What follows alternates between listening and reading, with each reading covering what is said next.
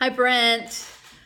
3:01, great time. That was exceptional. I mean, if you want to shave 20 seconds off of it, you could, but I tell you, it doesn't get much closer than that. So I don't know if you practice that a lot or it just came out like that, but kudos to you for getting your time down strong.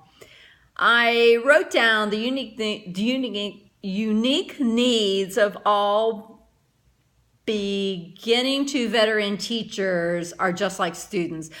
I wrote that down because I thought that was a really nice phrase that and I think you were telling me, if my memory serves me right, that your principal actually said to you that you have to think of beginning teachers and veteran teachers just like you would students in the classroom, and that everybody's very unique and they have different needs. So it's not a one size fits all. And I love that, because the whole purpose of this assignment was to get you thinking about mentoring and coaching and self-mentoring, and to realize that some people do better when they're coached. Some people do better by having a mentor, and some people can actually be very successful with just self-mentoring, or you can do combinations of those. So it really was just to kind of open it up and make you think about beginning teachers.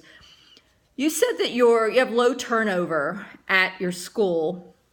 And you said that mentors are assigned and literally the mentor comes from the same team, so that it's someone who really understands what the teacher is doing and has been there and can really share those stories.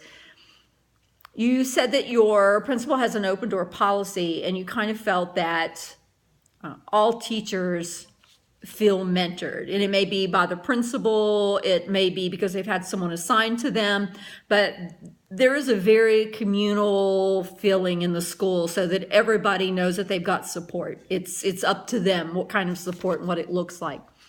So when it comes to coaching, mentoring, and self-mentoring, you did share that there was a curriculum coach that is funded, and that person comes in, and sometimes they work with groups and sometimes they work with individuals. And I love that schools have put curriculum coaches in there. Because I work in mentoring, coaching, and self-mentoring, I'm more of an advocate for coaching as a one-on-one process. And certainly a curriculum coach falls under the umbrella of coaching, and cognitive coaching falls in there, and there's like 100 different coaching processes. Anything is better than nothing. But again, I really do advocate for that one-on-one. And a coach is not a mentor. A coach is someone who asks very specific questions that know how to walk someone through the discovery process, and they figure it out through reflection. You talked about observations where teachers can actually, it's designed where teachers can observe each other. I thought that was great. I think that's a huge learning opportunity that we don't take advantage of, because we're too busy trying to keep teachers as administrators in the classroom. And I know other countries look very strongly at that. I love this part. You said that there were funds for teachers, like they could make a PD request, so that, like, if I identified an area of weakness and I found a professional development or a training that helped me, there are funds to support that teacher to receive that training. That's just outstanding. There were a lot of great things that you talked about that I think that your school really has it spot on. And as far as self-mentoring, it's okay to say that we don't use self-mentoring. The purpose of this was to make sure that you're aware that there are 3 practices that are accepted internationally in regard to supporting beginning teachers or even veteran teachers.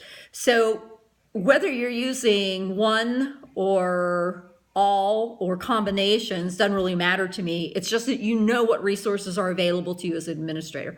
So great job. I thought you were articulate, spot on. You covered it. You were concise. You nailed it. Good job.